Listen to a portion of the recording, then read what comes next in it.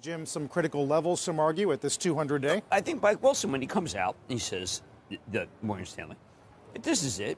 We're done with the rally. He has such gravitas that the market goes down. And I love a guy who has that kind of call. I did not like the substance of the call, which is he felt that earnings were going to come down. I think earnings for tech will come down. But the industrials were the leaders right here. And no one's talking about it. David, you know the industrials, the actual industrials, have had a kind of parabolic move here, and no one talks about it. All right, well, give me some names. You want names? Yeah, I do. I'll give you names. I want names. Okay. Honeywell, Caterpillar, Boeing, Deere. Okay. Johnson Controls. What's going on? Why are they all moving up? Well, I think that what's happened is it's not just China.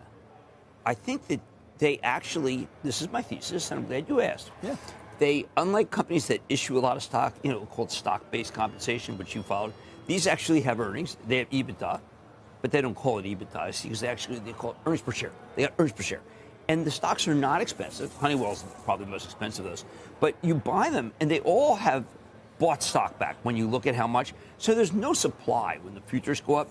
It's a rather remarkable thing. It feels like another market from the old days where you buy a lot of stock back, buyers come in, no stock, lifts the level, stocks take off. But yeah. Makes sense. Does it continue is, I guess, one of the key questions. Well, you don't have any earnings for a while. Let it continue into the next year. Why not? I mean, that's why you see the Dow down. I mean, what is going to really be down in the Dow? I mean, you want to...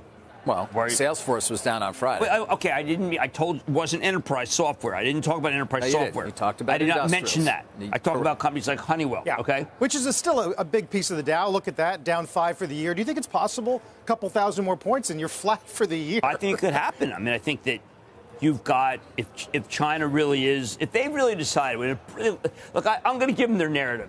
We beat the tough COVID, the ones that America really failed America. But we have Omicron, which is better, easier to deal with than flu. Go back to work. Stay home if you don't feel well. Right. I mean, that's brilliant. I mean, she won. Well, that's a big part of what we're seeing today as well. Right. By the way, quick public service announcement on the Dow. We always need to say it's a statistically irrelevant index. Of course, it's price weighted, and there's no money index to it. So the fact that it might be flat for the year doesn't mean a thing. Just statistically, what's important is the Jets probably will not be able to make it into the playoffs. They have a very tough schedule. I just want to balance statistically that. Insignificant. Well, I just want to balance that with David's public service. His public service. Not like I'm just saying that the S&P and the NASDAQ are what matters. The atomistic Dow Jones. Okay, so fine. It's an anachronism, yes. Right, but what matters is, I was actually using it as an example of the industrials doing. Understood, and you were making a cogent point. Thank you. That's all I wanted. I just wanted to have to be, kind of get my lovey blanket going here and not go down the wrong path. You're on good paths. You're on good paths. But I think what is interesting is that Wilson's going to be right about tech. I really do. Carl, there's a glut of massive proportions everywhere in both. There's too many companies. I have Splunk one tonight. I mean, they're part of this whole software, trying to be more software as a service. I mean, we heard a lot of these last week. I do want to go back. I was dismissive of my partner, David, and I did not mean to be. Salesforce, which my charitable trust has owned from time immemorial. Yes. I don't know. I mean, Salesforce is the one everyone's keying on because, what happened to Brett? Why did Brett Taylor, co-CEO, go?